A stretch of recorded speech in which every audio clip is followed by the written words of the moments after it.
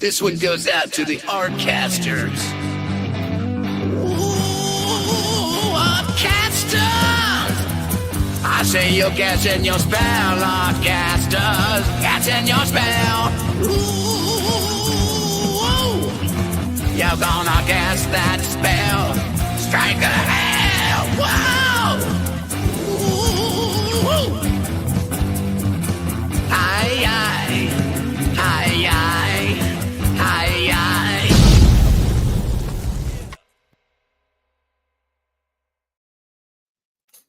Greetings, everyone. Welcome to the Artcasters. And I'm just looking at my title for the Artcasters, and I forgot to put the episode number. So I don't remember what episode it is. Welcome to episode null. 154? No, 150. I don't know. We're somewhere up in the 150s, but that's all right. That's all right.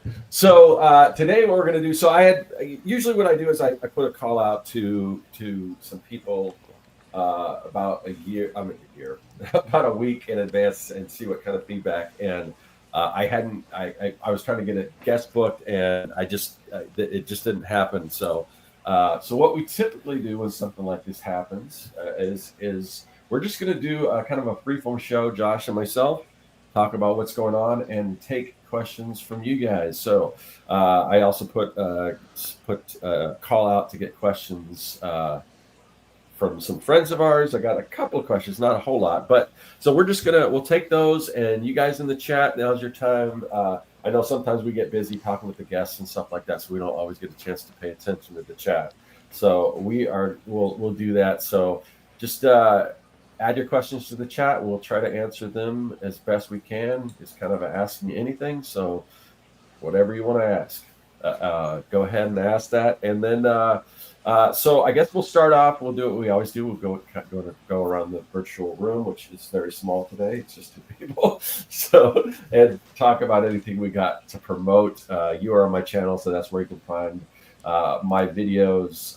Check them out. If you're into comics, check out, and you want to learn how to make comics, check out Making Comics 101. It's the most comprehensive free course on how to make comics that you're going to find anywhere. It's right here on my YouTube channel. There's a playlist for it. Check that out. Or if you want to see me reinvent cool stuff from the 70s, 80s, and 90s, ephemera, collectibles, things like that, things you remember if you're from that time period, or things maybe if you're not, you want to be introduced to, just check out some of my more recent videos. So do that. And then also my website, and there you can find digital products to help you make comics. You can find links to my comic books, and hopefully soon there'll be the newer version, or the latest version of my comic. Also wax packs and things. I just uploaded a new wax pack there, and I'm working on some new ones. So that's kind of what I'm working on. That's what I got to promote.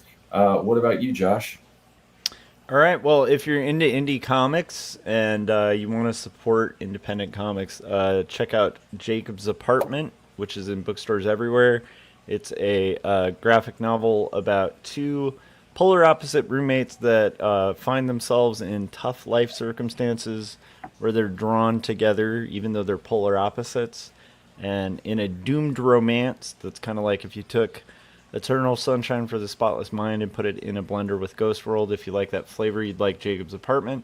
And then also Two Stories, which is a graphic novel basically that's trying to destigmatize hard conversations about mental illness. And so it talks really candidly about learning how to deal with depression as well as panic disorder, as well as weird things like growing up in a really overly fundamentalist Christian school and stuff like that. It's pretty heartfelt. It has like two different styles of art, so it kind of alternates from like a really cartoony style to a more realistic style, and it's a very personal story, and I'm excited to share it with you. So check those out. And then lastly, sorry, this is a long pitch, but lastly, boom, check this out. It's The Sun Also Sets on Everything. This is a really solid album that I'm very proud of. That my friend who's also named Josh, who I've been friends with for over probably about 25 years now, And we've been playing music together for about as long as we've known each other. But this is the best album we've ever made. We spent about a year like recording it, mastering it, layering just tons of instrumentation on it. And this is our band No Saboteurs. And it's The Sun Also Sets on Everything. It's on music streaming platforms everywhere. I'm really proud of this album. More than any musical thing I've made, I'm really proud of this. And I think you'll like it. You guys will like it. It's rock and roll. It's experimental. It's pretty. There's punk rock. There's folk. There's like, just indie rock. All sorts of flavors of different music. But a lot of solid songs. So if you're looking for some solid music to listen to, check that out. And then if you're local to Southern California, check us out at Transplants Brewing Company. It's a microbrewery out here in the Antelope Valley. On the 23rd, we're opening for good friends of ours, actually Default American, because they're having their release for this beautiful album. But anyhow, we're opening for their release show, and it should be fun and really good drinks. It's a really good microbrewery. So, come have a beer and check us out. That's basically it. Sorry, that's a longer intro than I usually do. How you doing, Scott? Good. I finally got a chance to listen to the album. It's great. I mean, I like the one about Travis Bickle, the world's first incel. That's my. Great tracks on there. Definitely check it out. Nice. But let's see. So I don't know. We do have a couple questions. We're going to get to those. Do we want to first roll into just kind of what we've been up to, or do we want to answer some questions and go back to that, or? We can just sprinkle it all throughout. So, okay. What have you been up to, Scott? Let me answer one question first. Yeah. So, let's see. So, Gary had a question. I'm going to save his because Jim had a similar question, and I'll probably roll those all into one. But Eric Howard wants to know, can we get Jeff Lafferty back on the show? Yeah, we'd love to get Jeff back on the show. Jeff kind of comes and goes as far as his being on the internet, but I think he's kind of back. I saw him posting again. And the last thing I've heard from Jeff, I mentioned I sent a message about my Kickstarter, just letting him know about it, and he messaged back and said, "Cool, I'll check it out and everything." So he's checking his emails and stuff, and like I said, I think he is posting again. So I'll reach out to Jeff and see if if he wants to come back on the show. Weird like that. Sometimes he's all for it. Sometimes he's not in the mood. So. But we will definitely. I'd love to catch up with Jeff. So, Jeff is the OG Artcaster, so he's pretty much welcome anytime he wants. But we can always send an invitation. I mean, even if he's welcome, he's just I love it. He's probably not the one to make that first reach out, but like I said, that's a good call, and it's been a while since we had him on. Yeah, and now that it looks like he's working on something new, he may want to talk about that too. So, that would be fun. Yeah, I'd love to talk. Jeff's to just Jeff. amazing, and I would definitely like to catch up with Jeff. So, all right, let's get before we get to some of the questions about my project and stuff that I'm working on. Let's just talk about what we've been up to since, because the thing is, we're both pretty busy, so Josh and I don't get a whole, other than just in group chat and stuff, which I'm less active than I should be, especially when you're talking. Yeah, me everyone's too. Talking about Andor, which I've only seen 2 episodes of, so I try to. It also gets kind of wild in that chat, guys. So, but yeah, so this is a good opportunity for Josh and I just to kick back and talk and catch up with ourselves too. Yeah, besties, and answer questions and everything. But so I don't know, Josh, what have you been up to? I see you're working on a client project. In addition, I'm revising some stuff for No Starch. They're a client that I do a lot of book covers for. They're a really cool publisher. If you're like a programmer, especially, they do a lot of the core. Like, I have found out more about them since working for them because guest of the show, Rick Reese, who's a friend of mine, hooked me up with this client years ago, and since then this client has me do 2 or 3 book covers a month. And they're pretty fun and they pay well. So And Awesome. most most of the time it's like giant robots and stuff, which is, if you have me draw vintage robots, you're my favorite client on the planet. But but anyhow, so I'm working on that. And working on revisions. So this was like worker ants putting together a specific kind of chip that this is going to be about. I think it's called designing electronics that work. It's probably going to be talking about like soldering chips and stuff. Um, but yeah, I've been crazy busy. I've been burning the candle at five ends. um, and so two of those ends are finally done for the semester, so that's good. For those of you who don't know, I teach art at a high school level, and it's my first year teaching at the high school level art. I've taught at the college level and stuff, but part of that, part of the catch with that is I had to go back to school to kind of finish my credential to kind of get this done because I have a master's, an MFA, and a BFA, but I don't have a high school teaching credential. So weirdly, I can teach like college, but I wasn't equipped to teach high school. So now I have to go back to college to kind of finish up my credential. So I've been doing full-time college at the local college here, which there's like a C sub campus, which is Bakersfield. So they have a extension campus in the Antelope Valley. So I've been going there for 4 classes all semester, which is kind of one of the reasons we have like this specific time we have to meet for Artcasters. And then on top of that, like designing a curriculum for a whole year.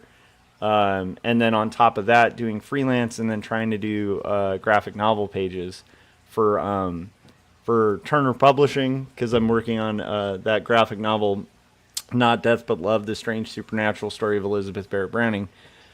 So what's funny is like I just finished my last class for this semester. I'm going to take the summer off from college and also start enjoying the fruits of high school, where you actually get a whole summer off, which is pretty exciting. And then the second summer's off, it's not like, oh, cool, I don't have to work. It's like, okay, now I got to hit crunch time and knock out 100 pages of comics. Yes. So it's going to be really fun, but it's been crazy busy. And then just kind of keeping with music, because I'm crazy like that, and I like to have too much on my plate. But I'm proud. Like, here's the fun thing about this season I'm in. It's like crazy busy, but I'm proud of everything I've done, and I'm happier than I've been in a long time. And I love everything I'm doing. Like, I'm enjoying school. I'm really enjoying teaching. This is just me rambling, about what I've been up to. But one thing I've been finding fun about teaching at this point, where it's a year in, is you really get to know these kids, and you feel a real connection to the students and stuff. And so it's been really fun to see like these young artists, like their journeys, and learn a little bit about all these individuals. It's about 200 and something kids I teach a day, and so it's kind of neat to get close to these kids. And know their different personalities and stuff like that, and also like get to kind of garden. I don't know if that is a good analogy, but that's what it kind of feels like a little bit, is like kind of like planting seeds and kind of watching them grow at the end of the year. It's really fun to see with artists, because it gives me fuel for art. And then the other byproduct that's been fun about teaching high school art is like it's fun to get to play with materials I haven't touched in years. So like starting to, do acrylic painting and watercolor painting, and, get the oil pastels out, and like all these old tools that I really love using, but I just don't have like a practical reason to use. Now I'm getting to like play with these tools all day, and that's a lot of fun too. So, to answer Dylan's question, where he said, which do you like more, teaching high school art or college art? It's funny, I'm old now. So Scott might have kind of a similar opinion. There's definite differences with teaching high school and college. Like teaching college, you can do much more professional critiques. you're preparing people way more for like the actual working world, because I especially taught in like commercial art, so it was like trying to train people how to handle a crit, how to change their work, how to improve it, how to hit a deadline, you know, and you're dealing with art at a much higher level, at like an art school, but at the same time they're all kind of kids to me, because I'm old now, so to me, like if I were to teach 20-year-olds right now, it would feel like teaching high schoolers. But I love teaching high school, and I think the thing I love about the high school thing that's been really kind of surprising, and I guess it shouldn't be, but it's kind of cliche, but it's like I feel like I'm kind of helping people out. Like at college, you feel like you're helping people grow as artists, but in this, it's like kind of cool because you're like serving a community that really needs like decent art teachers and decent teachers and decent human beings as like role models. And so um, I guess that's kind of a non-answer, but I think I prefer high school, weirdly enough. I didn't think that I would initially, when I was originally just using this as like a little filler. I was just going to sub a couple classes, and then started thinking about it and realizing like, actually, I think I like high school. Like I like the idea of teaching. But yeah, so that's kind of some of the stuff I've been up to. Cool. And then, like I said, you guys should check out This One Also Sets on Everything, because I feel like right now I'm making some of the best comics I've sets ever. on everything. Eventually sets on everything. Thank you. Scott's got it. But yeah, check that out, because like I do kind of feel like one of the fun things about all this newness and like new things is for one thing, it's really encouraging to me that you can always be pretty flexible with careers. As you're older, when I left art direction, I didn't quite know where I was gonna go. I knew I was kind of done with commercial art, like for a full-time thing. I just personally wasn't feeling it anymore. Um, and it's fun to me at my age to see that you can totally shift gears in like a year and be in an entirely new industry that's related to art. It's an art industry job, but it's like it's a different field, and being able to kind of adapt and kind of bounce and change things has been really fun and exciting and invigorating. And so I have like a lot of energy for creativity and creative arts and music, and I don't know. It's just been, I feel really lucky. It's been a really crazy time. But anyhow, so Scott, you've been juggling a billion plates too. How's Yeah. your stuff been going? So as most people know, I wrapped up the Kickstarter almost a couple of weeks ago now. Still waiting on. I think it's supposed to be like 14 days before you get the funds from Kickstarter. But I've already sent so 3 different printers. So I've got a offset printer for the trade.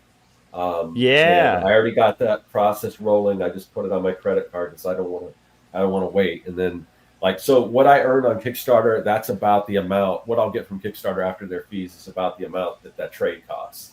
So Yeah. once I get that, I will put that on my credit card. In addition to that, the single issue I'm having printed through Comics Wellspring. It's like it's a direct, what do they call it? Print on demand. Print on demand, yeah, print on demand. Yeah. So there's that, and I just got the proof, or sort of a partial proof. I had to make some changes on that, so it sounds like that's moving forward. And then Nice. and then also cat print. I'm using some stuff I print on my own printer. I've got a pretty good printer, but if it's like a big like order, and I don't want to cut them all out, if it's because they're specific size, like they're like comic book size, the prints and stuff, so it all fit together, and I don't want to cut all that stuff. So I sent an order to cat print for the extras. And I already got those back, so I've got that back. As far as I know, everything's on time. So my goal is, once I get everything, I'm gonna ship it out as soon as possible. I've already kind of factored like what each thing weighs and everything, and I've calculated the shipping. So anything not covered by the Kickstarter, I I did Free Comic Book Day, and I made some money doing that, so I'm gonna put that towards that. So everything should be taken care of and go out soon, because I want to have, I want to be able to bring the trades to Phoenix Fan Fusion, which is Nice. June. I think starts June 5th. So that's coming up pretty soon, and I don't want to bring. If I get it, I want to make sure I'm, at least for the people who've responded to the query for the Kickstarter, that I can at least get it out to them, because I feel bad. I don't want to bring it to a fan feud. I mean, the people that support it and help pay for this thing should be the first ones to at least have it in the mail, and before I bring it to the bring it to the convention. So anyway, so that's what I'm doing, and then I've got to start focusing on displays and ordering additional stuff for the convention and getting all that ready, because that's coming up soon. And that's like a huge milestone too, because they like invited you, which is I think really cool. Yeah, and that's cool too, because it's weird, because usually when I run a Kickstarter, because I just do a short run, I don't do the big giant print run, that's kind of costly. But again, that'll, even though all my funds are like from Kickstarter are already allocated, anything I sell after this is profit, because it's paid for. The book's paid for, so that's good. But it'll just take a while for me to kind of make my money back. But because usually when I run a Kickstarter, I have a little extra money, like, because it doesn't, what I get from the Kickstarter usually doesn't cover the whole print run and everything. This time, it didn't cover everything. So but the other thing to consider is that, like you said, I'm invited to this convention, and so I'll be, because here's the thing, when you're running these Kickstarters, it takes so much of your time that I haven't really had a chance to focus on the other parts of the business. So it's kind of like a big void where I could be earning money and stuff. So but because I've got my table paid for, pretty much everything other than different things like parking and stuff like that. Anything I earn at that convention is profit. I don't have to make table or anything like that. So that's cool. That is really cool. And also you have a much higher ticket item, like, because your profit's going to be significantly higher for selling a trade. I'm excited to see, because all I'm bringing, and this is the first time, last time I went was before COVID. I was still mostly selling like the mad science supplies and everything. This is going to be a little different. I'm going there just with my comic book workbooks, my wax packs, and my own comic, and I'll kind of see how that goes. So I'm excited about How that. How soon is that? When is that? It's like the first week of June. I think it starts June 5th.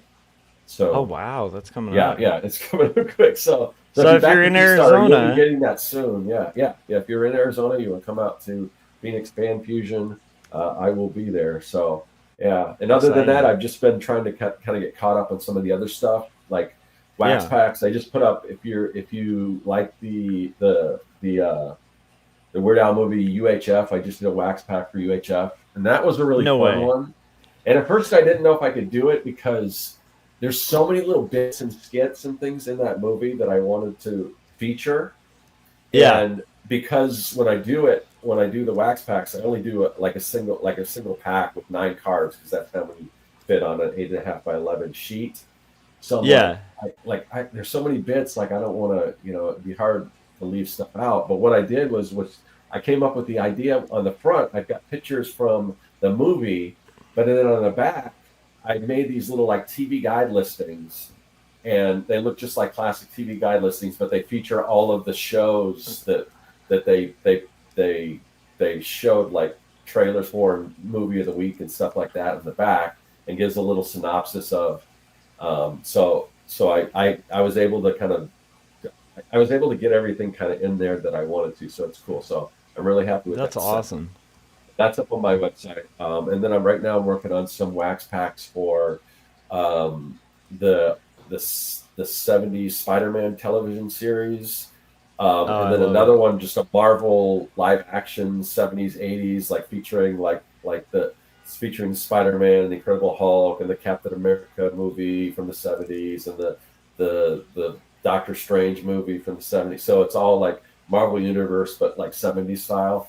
So I should have those up, and I'll probably do another one with DC featuring like Shazam, some of the television like DC Shazam, and then there was this Hanna-Barbera special, live action where they had like Hawkman and Green Lantern and all that kind of stuff on it. So I'll probably do one of that too. So I'm Oh, that finally sounds getting back to amazing. doing some more wax packs. So just having fun with that. So that's kind of what I've been up to. And then I have some questions about my next project, which we can get into. But before we do that, I don't know. Okay, so here's another question. Am I going to Tucson Comic Con?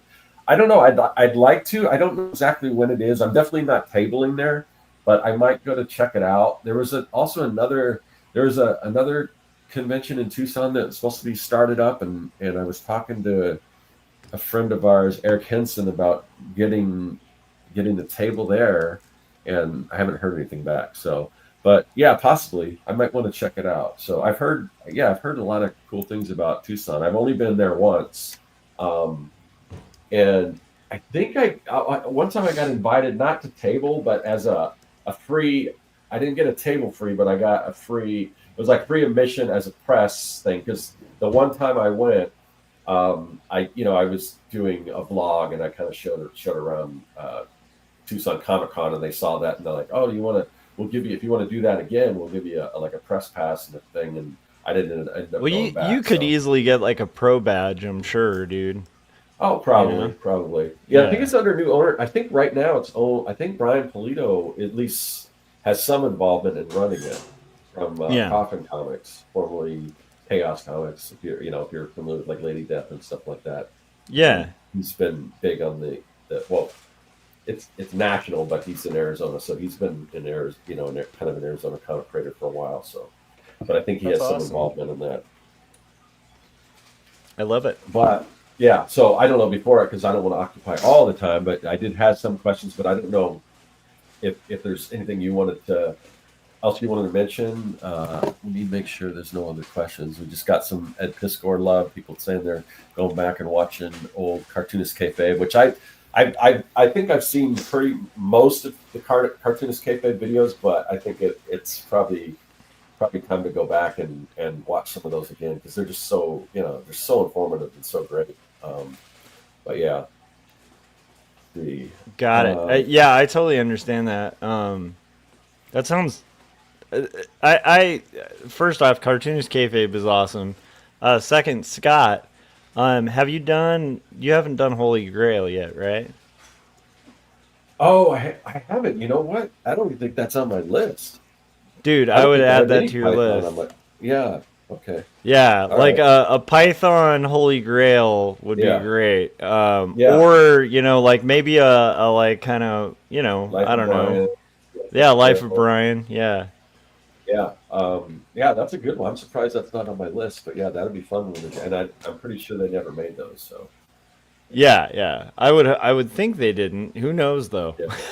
Yeah, You I've never got a know. long list, but surprisingly, that's not on it. So Yeah, that'd be cool. I'd be all yeah, about that. But I'm a Python nerd, so yeah. um yeah. Dylan said I'm surprised by that. LOL. Nice. Hey Dylan. Hey, let's see who else is there. We got Tankers Lee FX. Yeah, that's Chris. Nice. Yeah. Oh, okay. Uh, How's it going? And then we got Grise34 that said Love Cirques models. oh yeah, Nice. the Playmobil's right there. Yeah. Dude, I was a Okay. Playmobil kid, so I I never am had them. very Like connected to those. my parents always said they were way too expensive. So Yeah. I never had them, and it was just these. It's more the fact that they're just movie cars, and I like car. I'm not like a car guy, but I like cars from movies. So yeah. I like it. Um, I love the I had a idea lot of of the Legos, collection but being. no Playmobil. So. Um, I But love it. yeah. Oh, here's another question. Just thought that. How was Free Comic Book Day? Free Comic Book Day was great. I usually do pretty well at Free Comic Book Day, mostly doing sketches and stuff. But I was surprised. It's weird. I never know what to expect. So I went. I brought. I don't know if anyone's seen those giant playing cards that I did with the Joker and Harley Quinn. Because the comic store, most of the people at the comic store are into typical big two comics. It's not really super indie heavy. Yeah. So I brought some of those, and I thought, oh, these are going to go great. Which I didn't sell any of them, but I think it's because I did that as an exclusive for the store, just the regular print, not the actual ones that look like a card with the back and front that look like a giant flame. Yeah. But I think most people probably already got the art because it was a Batman Day promotion, so that could have been it. But I sold, and I didn't bring a whole lot of copies because I'm trying to keep enough to fulfill the Kickstarter without having to reorder single issues, because once I've got the trade, it's gonna be hard to sell those single issues, which I'm at a good point because I've got enough to fulfill the Kickstarter, and I won't have to reorder anymore and everything like that, which is good. So I bought a handful of them, and I sold out of Young and the Dead, even though the trade's coming out and everything. And I told people, yeah, the last issue is going to be out and everything, and I ordered enough. That's exciting, Scott. Yeah, so I sold those, but mostly it's doing sketches over there, because that's the only time really I do commissions. I don't usually do commissions for like the internet or anything like that. I just do them there. So. But yeah, so I made enough to cover my shipping for the Kickstarter and for some of the other print runs. So yeah, I did that's well. Amazing. Yeah, so it was a success. They usually, and I've heard, I don't think this will be the last free comic book day, but it is kind of put on by Diamond. Yeah, Diamond's the one kind of instinct, but it's too big. It's too big in the comic industry for them to let it go. Somebody else, whoever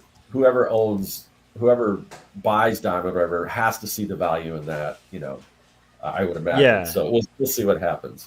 Yeah. And so here's the thing, like for people who are younger, like a lot of the time, if you hear stuff about like Diamond going bankrupt or something, you're like, oh my gosh, it's the end of the big distributor in comics and stuff, and it's like, if I could count the amount of times that I've heard of Diamond going bankrupt in my lifetime, it's a lot. So, and they've never gone over yet. There's been like 1 million people who've been like, this is their last gasp as a distributor. Speaking of, there's a great distributor in San Francisco that does indies called Last Gasp. But anyhow, point being, like, you hear this come and go quite often. I've never really seen it like completely disrupt or destroy the industry. Usually there's these like crazy temporary hiccups, in a weird book industry that we're in. So, but who knows? Yeah. Yeah. So that was a side tangent. Yeah, I'm gonna. Jim sent me questions, which I'm gonna answer, and I'm gonna tie that into the question that Gary sent. But first, I'll have you answer a question since I've been talking. So Jim's got a question for you, Josh. Okay, let me read it. If you could do the music score for the following genre of movie, which would you pick? Sci-fi, Western, or horror? Assume the movie will be great too. I think initially I'd want to do Western, because I think just the instruments you get to mess with, especially if you're doing like a Sergio Leone kind of thing where you got like, like these lead guitars with like slides and just all the different instrumentation in a lot of those is just super fun. I think a Western would be ideal. And the other neat thing about a Western is it's weirdly like a lot more, in my mind, I don't know, maybe I'm just making this up, but to me it seems like it'd be less restrictive. Because I think with the sci-fi, there's kind of like a certain tone. And with horror, there's definitely a certain tone, right? You want to kind of create these like horrific things, but a Western would be awesome. I will say, though, I do love when movies juxtapose like super happy music with like really creepy things. And so I think it would be fun to score like a horror movie or something, but do it with just like really poppy, happy music that like is completely contrasted with the horror that's happening on the screen. Plus, if doing like old school horror with like, I don't know. Now I'm forgetting what that instrument is called. Maybe Scott will remember the one that's like you kind of move your hands around it. A theremin. I think that would be fun to like. Yeah. I would die to work with a theremin. Like that's on my list of like stupid instruments to buy. is a theremin, because it's just I want to learn how to do the like woo kind of stuff. So anyhow, that hopefully that answers your question. But yeah, I think a western would be my first choice, because it's just the music in westerns is so cool, and it sets such a theme of like when you think of westerns, it's like it's all reliant on music, you know. Yeah. So yeah, I don't know. I feel like a sci-fi would be the most intimidating of them though to pick, because that seems like, you know, when you do a score for a sci-fi, it's like you're contending with like 2001: A Space Odyssey Yeah. and like Star Wars and like Yeah. some of the best scores known to man, you know. So you almost feel like you'd have to like lay down the gauntlet. And in that case, since I can't really write or read like traditional music like that, I'd be screwed. You know, like I don't Yeah. know. Yeah. Yeah. So, okay, that's an awesome answer. I like that Yeah, answer. that's a fun question. First I was thinking going the other way, but I think now I kind of agree with you, even though I don't do really do music. So, let's see. Let's see. I got another question here.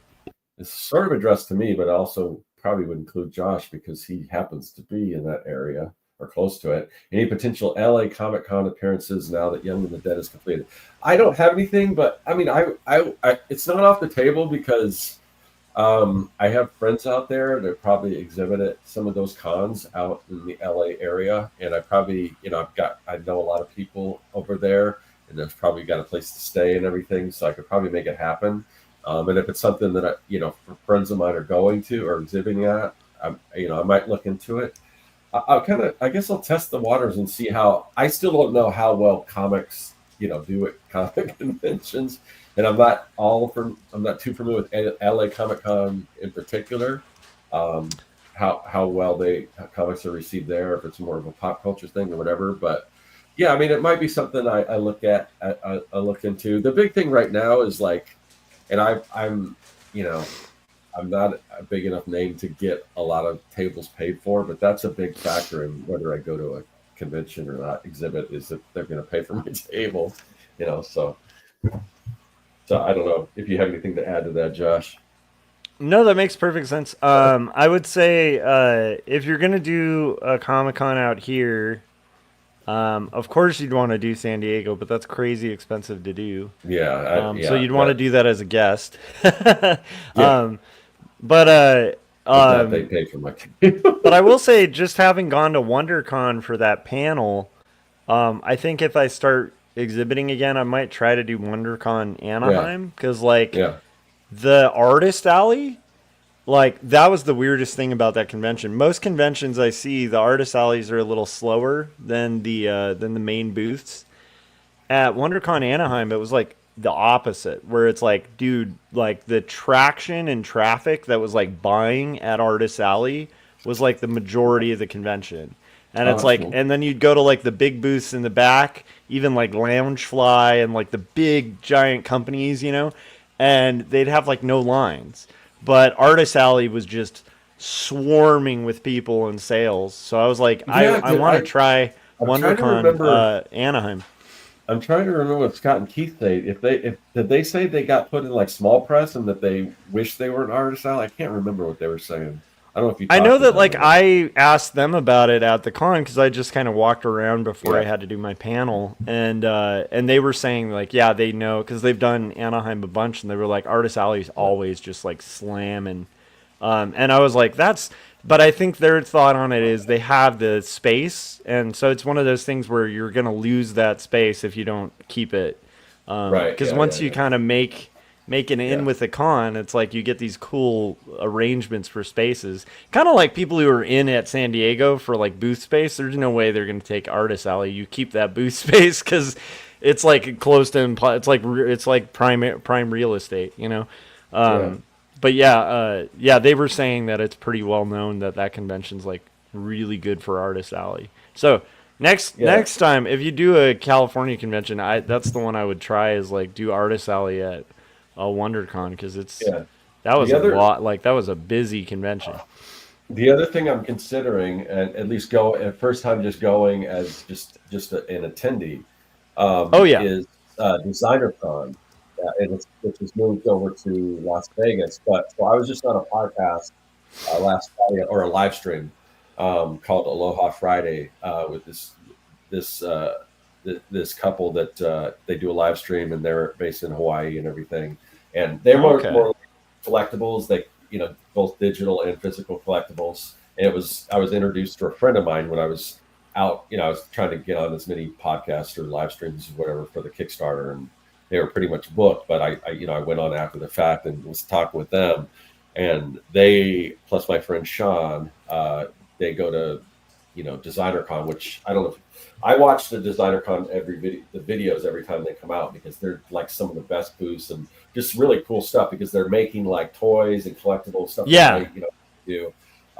And I'd love to kind of exhibit there, but now it's kind of got super big, and it's probably really expensive to exhibit there. But I definitely want to check it out. So I'm thinking of maybe doing that, because Vegas isn't too far from me. So at least going, just attending the show and checking it out and everything, because I've always kind of wanted to do that. Yeah. Yeah, you know what dawns on me too, Scott, is I didn't even think about this, but with your wax pack Yeah. business that you're kind of getting Mhm. off the ground, that actually Yeah. opens the possibilities for places you could exhibit at. And I like think for they would instance, do if you well wanted to do because like a horror convention, dude, you could do a horror convention and have Troll 2 cards. You know what I mean? Yeah. Mhm. I guarantee like those would do well at like a horror con, or like if you have a sci-fi convention, that kind of stuff. So you do have a lot of merch. That I'm just saying that opens your possibilities for merch.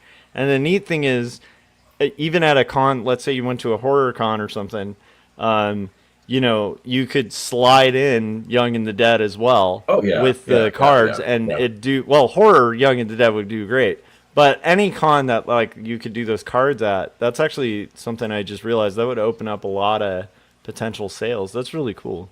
Sorry, Yeah. I guess that didn't dawn on me in my brain for a second there. No, I've been thinking about it, and I think those cards would do well at a designer con, because a lot of the price points at designer cons are really high, because they're making like custom toys and collectibles. So you Yeah, have to yeah. charge for that, because it takes so much time. So I mean, a $20 price point, because when I'm at shows, I usually charge $20 for the wax packs, and I think that's a pretty low price point for a show like Designer Con. So I think they'd go pretty well, and I think people would buy multiples and stuff. Yeah. So yeah, I'm definitely thinking about it. So, but I want to check it out first. Anyway, The other thing so is like yeah. designers are nerds for that kind of stuff. Oh Like yeah, you know what I yeah. mean? I mean, think of like Chip Kidd, like his like Yeah. love for that kind of ephemera and stuff. So I think that would be a good one to consider too. Yeah. So, all right. So I do have questions about my next project. So let me go back and All right. see. I just want to see Gary's comment, see how that ties into what Jim was doing, so I can see how to. Uh, all right. Let me pull up Gary. So, okay. So I'll start off with Gary's question. So when do I plan on rolling out my next project content? Maybe once the Kickstarter is fulfilled. Yeah. So if anyone's not aware, I've already kind of got the idea for my next comic book project. It's basically hip hop meets giant monsters and giant mechs, kaiju, giant mechs, and everything like that. And my goal is to kind of create it in the public, like just do a lot more content. There's still planning that I'm trying to figure out, because I'm trying to figure out kind of what to do with my channel. Right now I'm leaning towards making a separate channel for my reventifications, as I call them, my, taking, all the, ephemera and recreating it and stuff. So maybe creating a separate channel. I've got some new content that I want to do for that, and then kind of repurpose some of the old stuff, maybe cut it up and just kind of see, because I mean, it hasn't been as successful as I was hoping it would be, but it's great stuff. And I want to create some place for that. And I still want to do stuff like that, but it also takes a tremendous amount of time to do. So right now, what I'm kind of thinking about is creating a separate channel for that, and then maybe go back to doing more comic centric content on my on my existing on this channel right here. So, and when I do that, I definitely want to do more, whether it's live streams, whether it's pre-recorded of me creating this thing, and I kind of want to get people involved in the process. So I really want to. I think I can really build enough anticipation for this project so that when eventually it's complete, and when eventually I run a Kickstarter for it, I can really do hopefully huge numbers, because I think this is going to resonate with a lot of people a lot more than Young and the Dead. And there's so much to it. There's so many different factors to it, so many different things I want to do. And I mean, right now it's kind of, I've got all these ideas, and I've got to kind of hold them down and kind of figure out how to do that. But so you're at like kind of like the blue sky stage, Yeah, it definitely. I don't think it'll be before. I don't think there'll be any content on that before our retreat in August. Maybe there could be. I don't know. But my goal is to kind of just plan some preliminary stuff, and then what I want to do is so Josh gave me as a birthday gift a while back a giant pinup that, if you've ever seen Josh's variant cover for issue #1, and Josh draws huge. So I've got this giant thing that I finally had framed and put it in my hallway of Josh's, Young and the Dead variant cover. And so and it's so big it dwarfs my other original art that's up there. So to offset it, I want to do a really cool piece of this new comic as sort of, so whenever I walk down the hall, I see it and it gets me excited and everything, and kind of fuels me to create this thing.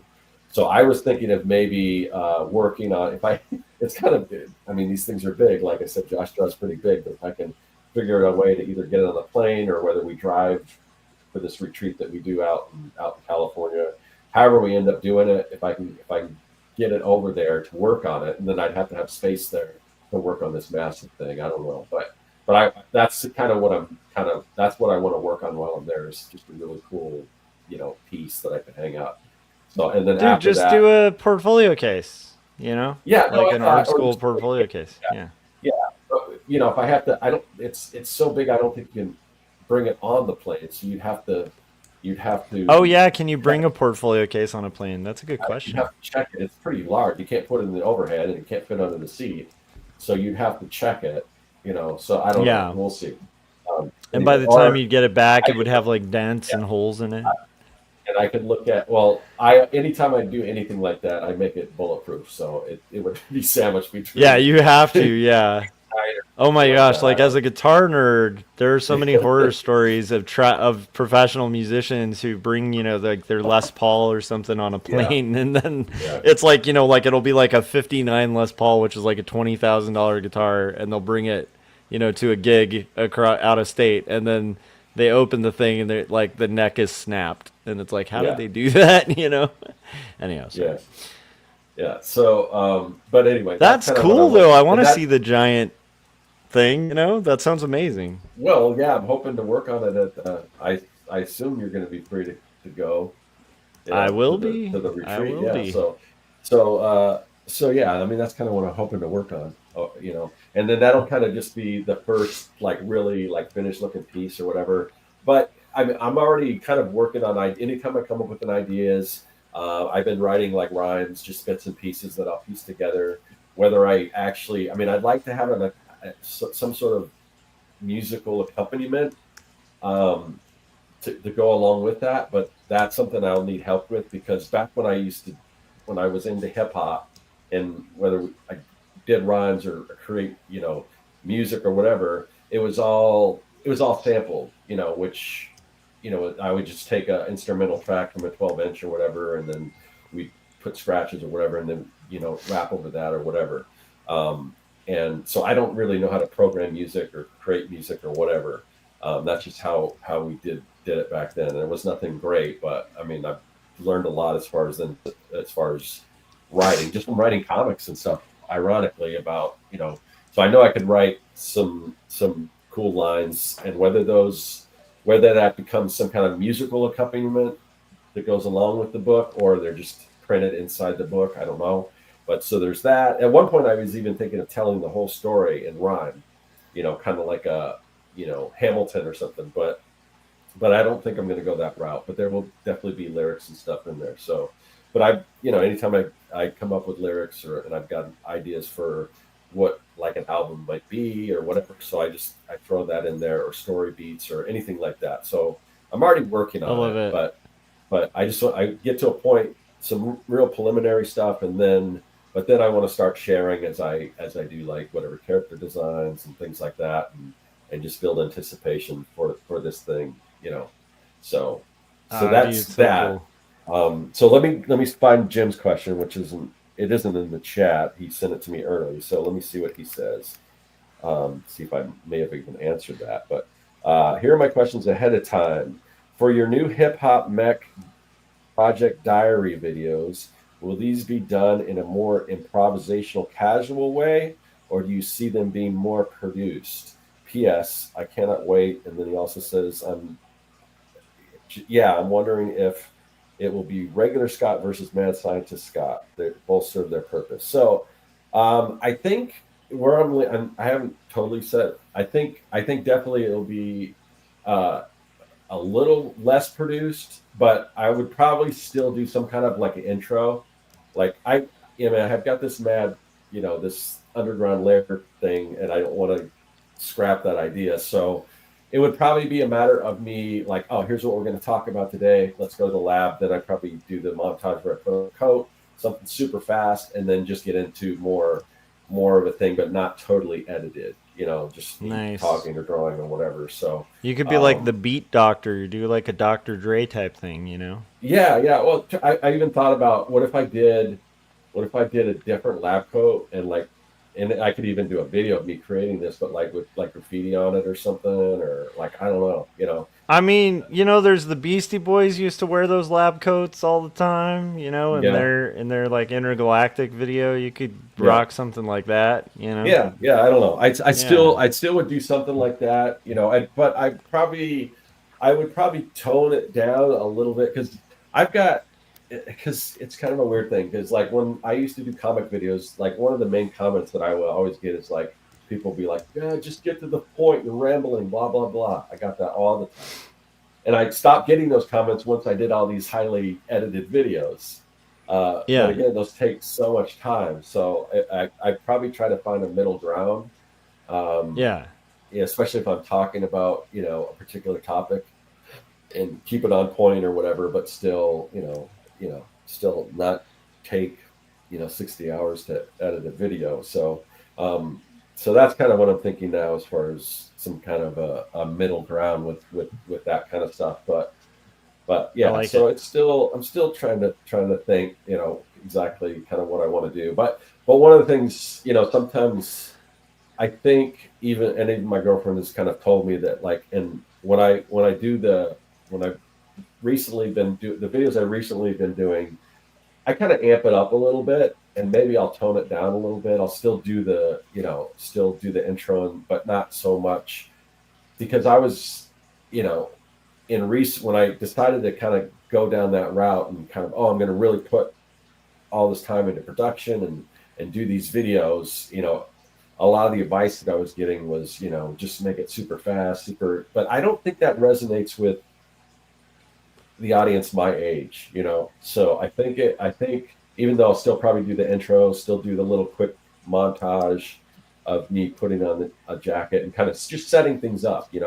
Yeah. Um, uh, it probably will be just a little more laid back and not so much like, yeah, blah blah blah blah, like I usually do.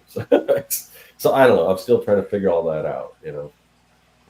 Yeah, so it's like a work in progress, but I think it's fun to me, I think where you're at is really cool because you've been working on Young and the Dead for so long. To be in like the blue sky phase is pretty cool. Yeah, yeah, You yeah. know? It's fun and it's scary because it's like it's all new and it's uncharted ground, and Yeah. it's a lot of stuff that because I mean the era of kind of hip hop that I'm concentrating on is like the birth of hip hop, like Yeah. late '70s, early '80s hip hop. Because Yeah. so it's definitely a different style than what you would what you would hear now. And there'll probably be, Yeah. there might be some, ahead of their time type lyrics and stuff sprinkled in there or whatever. Um, but it's kind of the setting is kind of that time period, but on an alternate reality.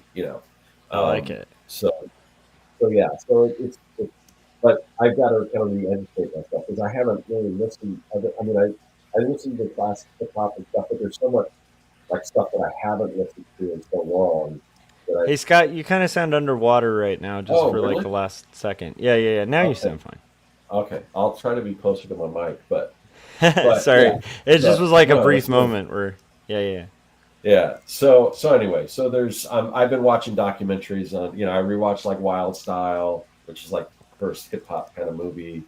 There's just watching old footage from about graffiti and tagging and all that kind of stuff and all that just old. So I'm kind of diving back into that time period to kind I of love it. so that's kind of so I'm working on it. I'm working on it now, but even though I do want to share a lot of the creation project process, there's still a little Yeah, setup before I get to that point. So yeah, that makes a there's lot of sense. another question from Jim. Let's see, Scott. In this report's opinion, you could make your intro and outro really extravagant while produce while just that's pretty much what I'm thinking of. That's what I'm thinking Yeah, of. like so, like real basic, like toning it down on the interior content, but still having like a glossy cover. Yeah, Yeah, it may yeah. also require me to do more. It's like right now, if you watch my more recent videos with show me creating, I've got a kind of two camera set up, and I'm cutting in between those cameras, and that's a lot of work.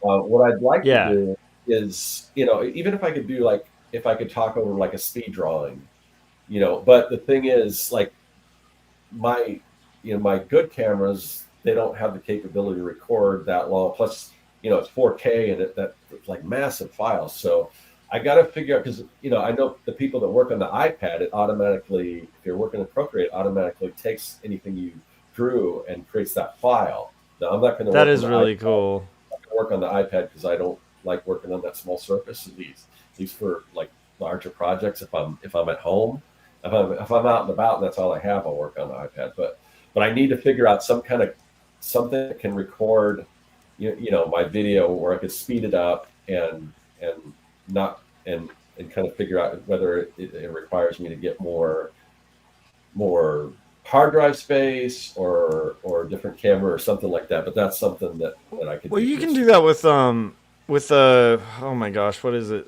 It's been a while since I've done a screen grab, but it's like an onboard program. I think it's like a QuickTime or something that yeah. you can do And that. not everything I'm going to draw is going to be digital. So I need to figure out a way Mm. to show a physical artwork too, because I really Oh, want that. okay. I think I really want to I want to make these pages so awesome that even if you're not that when you look at them, you're like, oh man, I'd like to own that piece, even though Yeah. at least right now it's not like I'm not like a big name or it's not like a property that people know, but it's going to be something I think it's going to be something that people can look at and say, oh, this is cool, even though I'm not too Yeah. familiar with the story. Like I think I talked about this on that live stream I did, but I'll probably while I'm doing this, I'll probably create pieces, just prints and things like that Yeah. have to do with the comic, but they don't have to do with the comic. That just Yeah. looks cool on its own, and kind of like I said, build a brand while I'm doing this comic Yeah, it's because almost like Transformers or something like that, where the brand right, itself is so fun that you can have all sorts of, even as you're building the story, you can start creating like ancillary material that also are products, that people would yeah, want. yeah, Because who doesn't like mechs, man? You yeah, know, it's like, and then on top of that, like, this day and age, who doesn't like hip hop? Like, yeah. so it's like, I don't know, it's got such a broad appeal, but it's so niche. I don't know, I think you'd do great with it.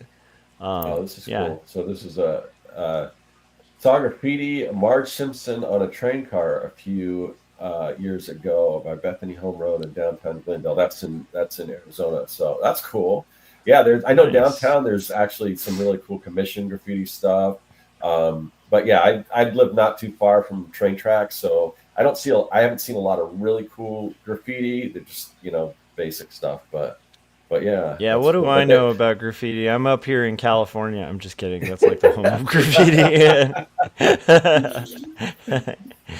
Yeah, there's But gonna be, but yeah, I want to do. I mean, I'm gonna do all the sound effects by hand, and the sound effects are yeah. gonna look like graffiti and like so. I mean, this thing, but I wanna have original pieces. So I'll probably, Scott, so you I'm not. gotta do a big poster that's also like it could be like I mean, I'm sorry, I'm just joining the club of people who are like, you're doing this thing, you know what you've really gotta do. No, But no, this is a no, good no. idea.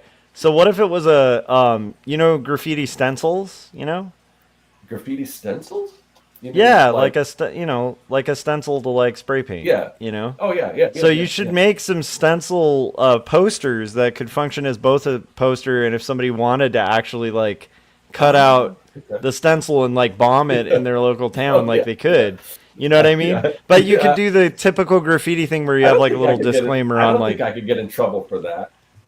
no, I graffiti artists me do it all personally. the time, and they'll usually put a disclaimer saying like, "I don't encourage you to," and then Yeah, they'll give it directions for how to yeah. stencil and spray paint it. But that would be a fun one, and just Yeah, even as an art piece, like I think that would be really cool. yeah. Yeah, I you think can I play with think so much with that. yeah. One of the things that I remember when Corey and I we went to Creative South for the first time. We had this idea. Somebody was doing a presentation on forgot. I think it was the idea of showing what your artwork could look like if you put it painted on a wall like a muralist. Like, oh, because you Yeah, could just do like whether it's augmented reality or just to take a picture and Photoshop it. Here's what it looked like on your wall. But I yeah, mean, for like social media stuff, I could actually just do design graffiti in Photoshop, place it on a wall of like a well-known thing that people know, like not physically, but like in Photoshop, and have that be like an yeah. ad, or something. That could be. There's a lot of different Well, ideas and also, I things mean, that. you could talk to like local shops and be like, "I'd like to do a mural with like a cool giant mech. You down?" Like, Well, um, here's a there's actually. so much. Yeah. I want to address this. I don't know if you heard me mention this before, Mydrin, but so he's not a hip hop fan unless it's Deborah Harry. So Oh I no, don't I bring that up, please. I'm sorry, I can't stand the Deborah Harry hip hop. But sorry, I just oh no, I I love like Rapture. Blondie a lot, but oh my gosh, Oh I no, can't no, do it. no. I mean, no, I'm Five totally Five down. Freddy. Yeah, no, but it's not. But the thing is, with Rapture, they were totally in that scene. It wasn't like Blondie, Debbie Harry were totally in the hip hop scene. Like that movie I just saw that I told you about, Wild Style. Chris Stein did the music Yeah. for it, so they were totally in that scene. Early in hip Yes. hop, and like even the art scene, a Yes. lot of graffiti artists would do pieces of Blondie or Deborah Harry specifically. A lot of people just said Blondie, even though that's the name of the band. Um, but yeah, but Rapture's, it's a part of hip hop. Whether I'm not saying she's the Unfortunately. best. I'm not saying she's the best rapper, but it in a lot of ways it's legit. So, No, but no, what no. I I'll, did, I'll give it that. I'll give it that. But it kind of reminds me, like, I love REM, right? I love right, REM, but Out of Time has the worst REM song I've ever heard, where they were like, "We're gonna do a hip hop song," right. and it's weird because it's like a legit MC on it. It's just it's like horrible though. But But the it's thing like, is, but but it is Blondie. part of the history. But also Blondie experimented with all. I mean, they did reggae, they did disco, they did. It wasn't like they were one thing. I know. Blondie did all kinds of different stuff. Anytime I'm at like a wedding that plays that song, I'm sorry. I try not to be a hater, but that's one of those ones where I'm like, no. Anyway, But anyway, can we have me tap? Are you just talking about tapping like this, or I'm not gonna do any freestyle? If that's what you're asking. But so what? But what I wanted to talk about was that I'm doing, and I've mentioned this before, so I don't know if you heard it, Mydrin, but since you said you're a fan of Debbie Harry, Oh and yeah. Blondie. I did. I'm working with a publisher who publishes a lot of the Can you show the back book? out. Oh, I can. You want to keep it going? Yeah, I'll Yeah, bring it yeah. up. Go grab it. Yeah, So Scott is. I'll kind of try to run him through it. So Scott recently has been doing work for a client who's a publisher who puts out like art books and stuff, like really nice editions of books, and a lot of them are like music industry stuff, and then some of them are like, reprints of Cerebrus and like Cerebrus crossovers and stuff. But anyhow, the publisher basically hooked Scott up with like a bunch of like signed books, and yeah. there's So one of them. yeah, so this is Low Fidelity, That's really beautiful. awesome. But this is all about the early punk scene, hip hop scene, and Blondie being a big part of that. But you go to the I can, it's a photography book, so it's all really nice photographs and everything. But of all New York in the late 70s. I love it. But here at the end, I've got some autographs here. So that's Look at that. the top one is Debbie Harry, Chris Stein, and Clem Burke, who just passed away. From those three from Blondie. Below that is Fab Five Freddy. Below that Yeah. is Shepard Fairey. And that's one page. And then it just goes on. There's more. There's like 4 more pages of autographs of people that were in the scene involved in this project. So anyway, so yeah, this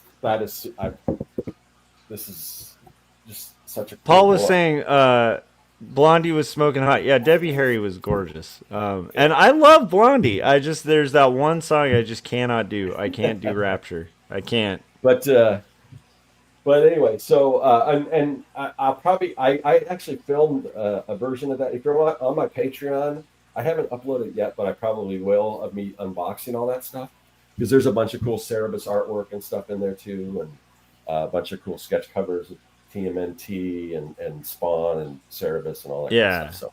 That is such a very cool publisher too, because they're very like art house type, like very high Yeah. end, like Yeah. nice printing, beautiful papers, beautiful packaging. I love it.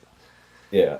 I gotta follow up with them, because I haven't. They sent me all these books, and then they said I'm not in a big rush, but they haven't got back to me with because I'm going to be designing some wax packs for them. So, but I gotta follow up with that. But I've been so busy. It's like, well, if they want to take their time, that's fine, because I'm busy. But anyway, so yeah, that was kind of cool. It's cool that you mentioned that. That is cool. Well, That's a cool coincidence. Yeah. So yeah, if you guys, I mean, let us. We're doing a Q&A, so any additional questions, just throw them in the chat. We'll do our best to answer them. It's true. We will. um So I am like I don't know, I'm winding down from like the crazy just juggling everything seasons. Scott, are things like kind of as crazy as they were like a month ago for you, or are you still juggling like a million projects? And then here's No, another question.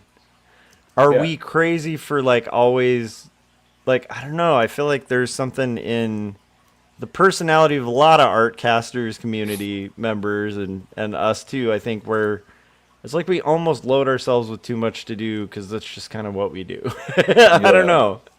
Yeah. So after it settled down a little after the Kickstarter. I mean, Yeah. I always feel this way, though, that I've just got so much stuff that I've got to get to. But I did take, Yeah. last week I did take, some time to just like I went and saw a couple of movies in the Good. theater, and I finally got around to watching at least the first couple episodes of Andor. Oh, Still you got to waiting catch on up. that. You got to catch up. Yeah. That, and I hate also, to add to the choir, but I'm telling you, it's like the best Star Wars. Yeah, anyhow. Yeah, no, I mean, it's so far what I've seen is good, and last season was excellent too. So yeah, there's that, and then and the other one I want to see is the second season of The Last of Us, I really enjoy. The problem with those two series is, like, typically the only time I watch TV is with my girlfriend, and she hasn't seen the Yeah. first seasons of any of those shows, so it takes me a while to get around to it. So, because otherwise, if it was just me, I won't watch TV unless it's something I can put on YouTube. Something that I want to. That's not the kind of thing I want to put on while I'm working. I want to concentrate when I watch it. Yeah, you So got to pull yeah. the mic a little closer again. Sorry, Scott. Yeah. I don't know what's Yeah, going yeah, on yeah. here. Okay. It's okay. I was But, just doing the underwater thing for like 2 seconds again. But yeah. yeah, I kind of have a similar thing where I keep trying to get, because my wife is like a huge Star Wars fan, you know, and I keep trying to get her to watch Andor, but it's a hard show to find time to watch because like it's very all consuming once you're watching it, you know, and Yeah. it's long episodes, so it's like it's almost like making time for like almost a movie every episode, and it's heavy too, so it's not like really lighthearted, like rompy fun, you know. So it's a hard one to kind of find time for both of us to watch. But yeah, I need to get her caught up on it too. So Yeah. Yeah. So anyway, so yeah, I took some time off, and then, like I said, just kind of got back, and like I'm not, I'm not totally back in the swing of thing, but I'm just getting some wax packs done, and then, like I said, I think I'll probably can finish some of those up and get those up tomorrow. Then after good, that, I'll probably focus on starting to get stuff set up, get ready for the con and everything, and then I think after that, then I mean, I still like, I'm in the middle of that digital product that kind of got put on hold that I want to get done. yeah. So there's that, and all that stuff, and then of course, you know, do more work on the new project. So I don't know. Yeah, it's a lot of stuff, but sometimes, especially after you know you put a lot of time into one particular project, and if it's successful, like the Kickstarter, sometimes you gotta Yeah, like celebrate. Just take some time you back should. Yeah, yeah, I think that's actually a really good lesson for all of us. Really, like, you know, when you care enough about comics to actually finish them, which is crazy, right? You gotta kind of enjoy when you finally finish, especially a giant project like that. You know, um, so that's good. That I'm glad you took time to kind of just enjoy the moment. You know, because quite often yeah, we're just like in on the hunt. You finally get the thing you're hunting for, and it's like on to the next hunt. You know, so I think it's good to stop and kind of enjoy your success on yeah, that. yeah, And congrats again on finishing that, man. That must be a relief, although you're not quite yeah. done yet. But No, no, I'm just, right now I'm just crossing my fingers that trade is going to look okay. I'm just a little I nervous can't because wait. there was a couple of things like with the printer, like little things that, Yeah, but kind of, because you think a printer's has to pay super attention to detail. So little things like they spelled the name of my company wrong on the invoice. They spelled yeah. Cirkworks Serkwerks when it's WORKS, which isn't, like, again, a big deal, but it's little attention to Circ detail. works. Yeah. So, and then and then there was You should they just accept it and then be like, I don't know who you invoiced. I don't well, I know. didn't tell no, I didn't Like, no, I didn't tell them to change it because I'm like, I don't want to create any more things that are yeah, gonna you don't want to gum up the prolong the works. process. Yeah. So Yeah. I'm fine with that. But So then what you do when they is you get said all your books, Scott, and then at the end you go, hi, this is Scott Cirkland of Circworks. I don't know why I got this invoice for these books that I right, didn't yeah, yeah, order. yeah, I yeah, think that was for a different company called Circ Works. yeah, yeah, You yeah, know? yeah. They No, did. I'm just They've already read the card, so the other. But yeah, and then with the quote, there was error on the quote. I'm like, okay, why is it more for black and white than color? And they're like, oh, we're yeah, sorry, we're that type of thing. And then after I looked at the proof, they wanted to double check, have me sign off on something, and because I had to have a second proof because I noticed something on my end that I messed up on that I fixed. So I had to yeah. pay for an extra proof, and they were authorizing that. But then they also saying we added 2 more pages to the book, and I'm like, okay, what 2 pages are you talking about? And at first I was thought maybe I had my math wrong, like because everything has to be in multiples of 4 if you're doing. But Yeah. that's not the case with the. That's not the case with a with with the perfect bound. This is all separate pages, Okay. But Yeah. but so I'm like, okay, well, what are these extra 2 pages? Because I didn't supply any artwork. Are these just blank pages? And where do they appear? Because I said I don't want. Are they talking about like page. end pages to I bind no, or like I what? don't know because I said I don't want. Where are these 2 pages going? Because I don't want it to throw off my page turns. And then they got back to me and said, "Oh, we're sorry. It's only the amount of pages that you first specified. It's not the extra 2 pages." So just little things like that. I'm a little, Yeah, that makes concerned me a with little that. nervous too, because like, because like even with perfect binding, depending, sometimes in offset they'll do it in like signatures of 16 that are like saddle Right. stitched and Okay. then bound together. Right. Um, Yeah.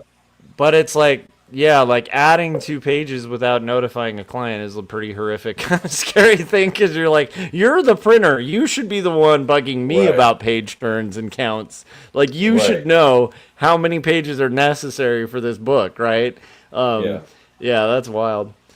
Jim Luhan is turning into Karen Luhan and Yeah. Yeah. said, "Oh my gosh, Dylan!" At the Yeah. same exact time I said that, he just said that. I love that. And Yeah. then Jim, so Dylan, two great minds thinking alike. And then Jim said, "I want to speak to the manager." I was imagining Jim doing one of his Karen voices because Jim does do an amazing Karen type voice on multiple characters for his cartoons. Yeah. But That's anyway, amazing, Scott. I'm excited. I'm just, I'm just gonna say everything's gonna be fine and everything will work out and look great. So Yeah, and you gotta just kind of roll with it. Like, yeah. they're sending. The cool thing is you're getting proofs, so that's Yeah. good. Because that's really your assurance from a printer. Yeah. But they're If you they're ever do digital, offset, so always do proofs, guys.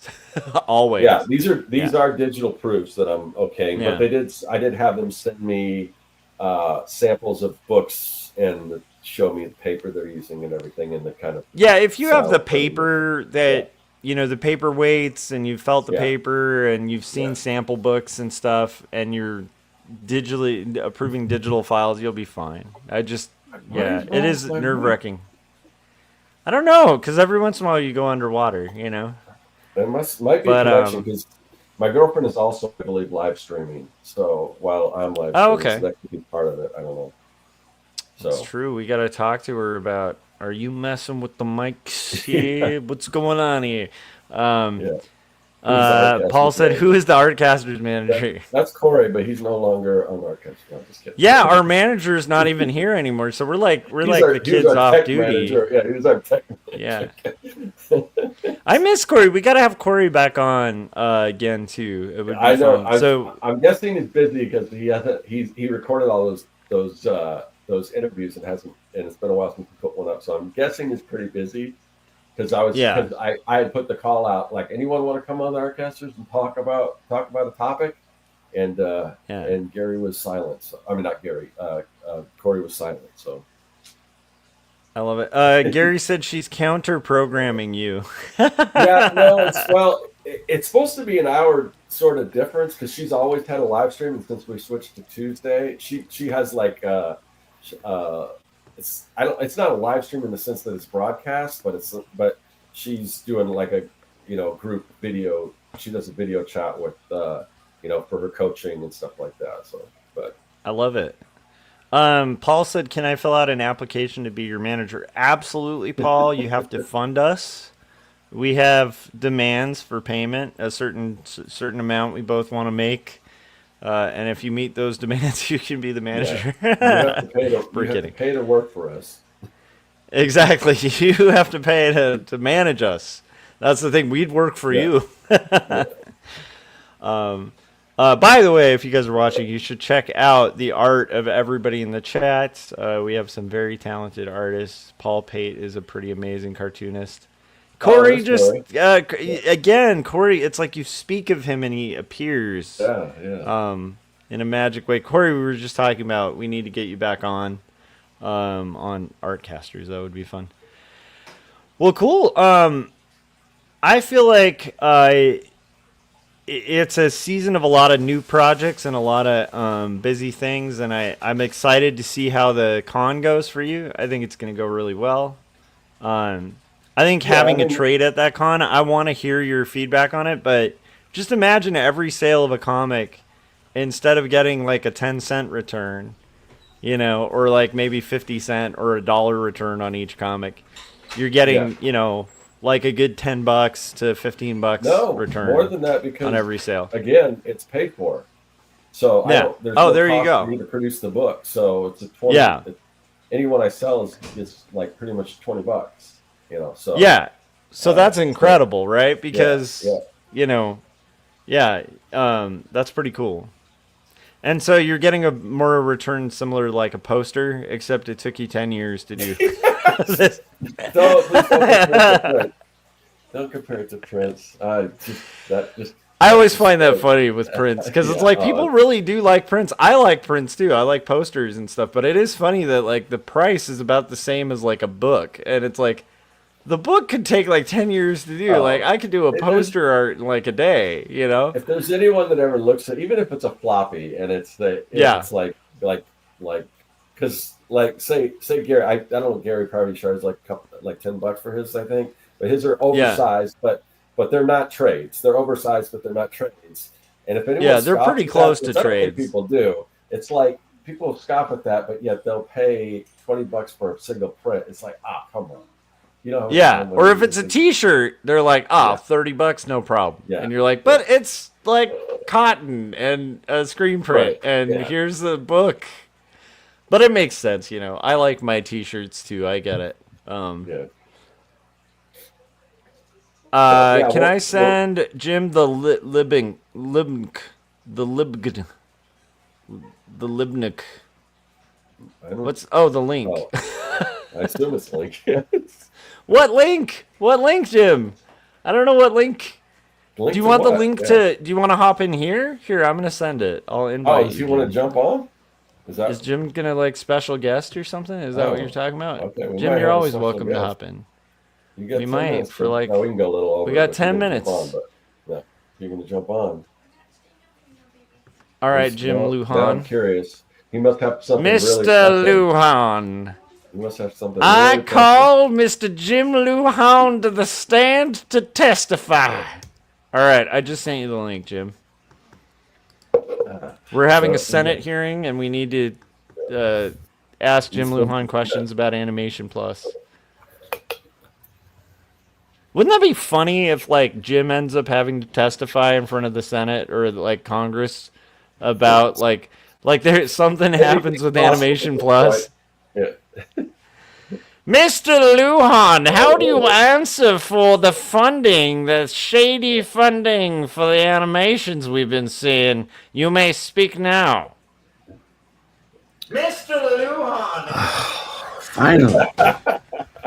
I'm losing my mind over here. I feel like I'm taking a picture of a tourist and with their camera, and he's like that, and there's a grizzly bear coming behind him. I'm going, move, move, and he's like, and I go, no, move, move, and he's like, and the grizzly's gonna get you. All right, I have a theory. Okay. I like it. Scott Circlin, it's one of two things. Even if your mic works, it still works with a theory. Can you go tap your mic? So I heard you say that before. Just Your mic's not on, dude. I think your laptop for years has been picking up your audio. no, I don't have a laptop hooked up. Well, then the mic. Okay, part two of the theory. Okay. The mic needs to be turned up somehow. All right. Hold No, I just. Here, let's test it because we have the same Volume. mic. Okay, do you hear this? on. I turned Yes. the volume up. Yeah. Hold on. Scott, I think Jim is actually. So Jim wasn't doing tap the mic for like dropping Well, what is picking up my audio? fat Is this- rhymes. Do you have it? You don't. Your laptop or what? Your computer doesn't have No, a mic. it's well, it might have an Webcam. internal mic, but I don't. Your webcam is picking up. Webcam. It's been like this for a It's long not a time, webcam. Scott. It's not a webcam. It's a camcorder that's hooked up to the A10. I'm. Hold on, pretty sure Let then the me see devil's picking it up. settings. There's let me see. It's the audio. devil that's been It's the devil. It transmitting. says- Wait, If you can guys go have been to- watching this long, Hold on a second. exclusive shit. to Hold on a Artcasters. second. What The is unknown really- episode of Artcasters with no number. I think the- you're right. And I do want to talk to the manager right now. Yeah. And that's the Hold devil. That's the manager. Jim's asking to speak to the devil. So I'm looking at it right now, and it says that its default is microphone Realtek USB, which I don't know what that is, but and then I've got a separate one for Yeti. So I'm going to click on the Yeti. We'll see What if you get the mic and put it right, like then just Okay, talk good. right into it? Oh that my sounding- gosh, it sounds so much better. I'm going to tap on it. Yeah. Yeah, that's the mic. Oh, Now okay. our audio quality is suddenly good. Scott, Okay. if you're gonna be an MC, you gotta need a master of the mic. That's true. I don't That's know true. how We that got to got prep. switched. Scott, this is You this guys has didn't been know, this but way you for were months hearing- and months and months. Have I been? Because- You know what? I don't know if my live stream. I love that Jim picked this up. You were just like, you knew, just tap the mic. That was it. I don't know That's what all other we needed to microphone do. I have, unless there's something. I don't have. It's probably a it's not camera or headphones. Maybe it's headphones. America, you're there's- welcome. I don't think there's a mic on these headphones. Maybe. I'm the conspiracy. It's the guy. devil. I'm Yeah, the conspiracy Jim was guy. right. Oh, it's that is it's right. the devil. Okay. The devil's been broadcasting this whole time, Scott. Now can we using do your a face? short- Can we do it a all short over? 90s Let's start from the beginning now. Okay, let's do a Oh short. my gosh, 90 it sounds second so good. prayer, okay? I don't know how long. That it's been kind of like explains why you'd sound like underwater, and I'd be like, "Can you get closer to the mic?" And it wouldn't always work. Has And I'm it like, "I don't know always what's going sounded on." like that? Has it? He I think has just the last he few has episodes. It's the opposite problem that Corey had. Remember Corey's mic was really hot at one point. Yeah. Yeah, really loud. yeah. But Scott, I've always noticed that when you get close, you get closer to the mic. This is talking months and months. You get closer to the mic, and there would be no effect. All right. I love Jim that the whole time you've been like Poirot-ing this. Like you actually, we need to redo this whole segment, but you're like Hercule Poirot, where you're like, The whole I season. You need to redo the whole. I need season. you all in the dining room, and we're going to talk about who killed Also, Scott, Scott's there- mic. This is why we need Corey. there's- Did you know there's a man living in your wall back there? A man. Do you hear other voices? Yes. It's probably my girlfriend. There's live a man keeps popping his eyes out right there. So I'm just saying. A man. That's like the House of Usher kind of thing, right? Like Scott was just building a brick wall and building Anyways, somebody now into it. Scott has All right. has the bassy tones that we hope for, and now he can grab the mic. He could be a microphone fiend, do the whole bit. Yeah. So I love all it right, so I'm much. glad to help you. Thank you guys. Thanks, Jim. Thanks. Thanks, All Jim. Jim, our You still haven't technical answered support our guru. Senate hearing questions, though. Mr. Lujan, how do you answer for your animations? I don't have time for the Senate hearing. I have the Diddy trial to prepare for. So I need to go practice my lines. I love it. That's Mr. Jim Lujan. He currently has a TV show called The Unicornians that is on his YouTube. You guys should check out. We're big fans of Jim Lujan. That's crazy. I had no idea. I had no didn't idea. either. Wow, All we right, learn well. new things each day.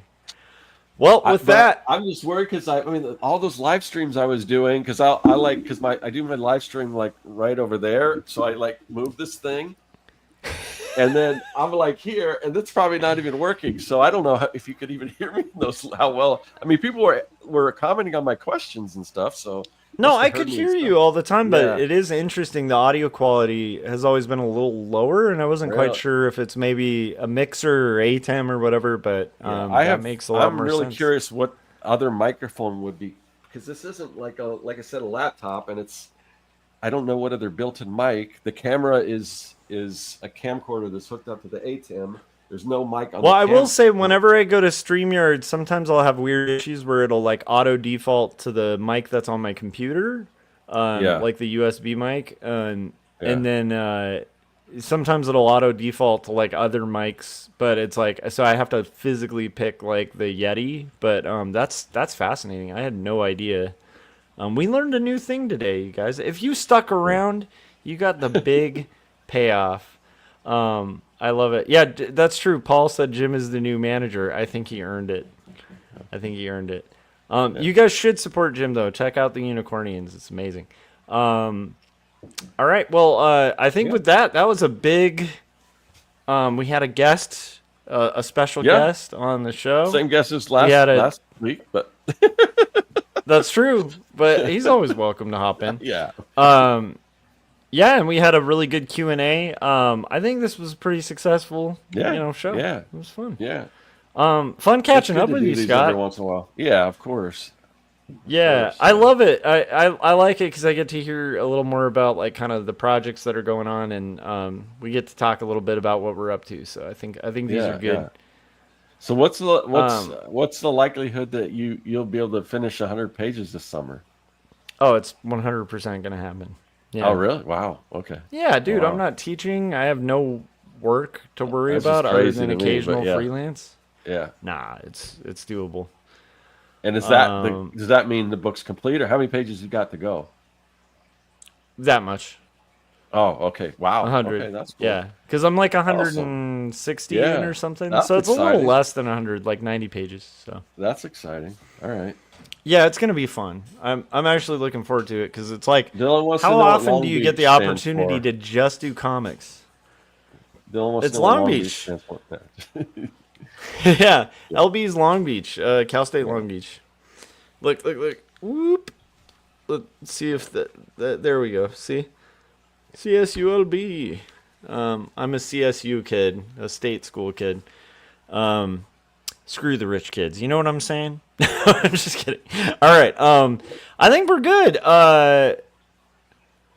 Paul said, Josh, that's fast. Like Paul fast. Nice. Oh, LB also does stand for Lujan Boss. J-Boys. J-Boys in the house. All right. Do we have anything else? Or I think we covered it all. No. I I think we answered the questions, and we Awesome. we got caught up and everything. So Josh, where can everyone find you online?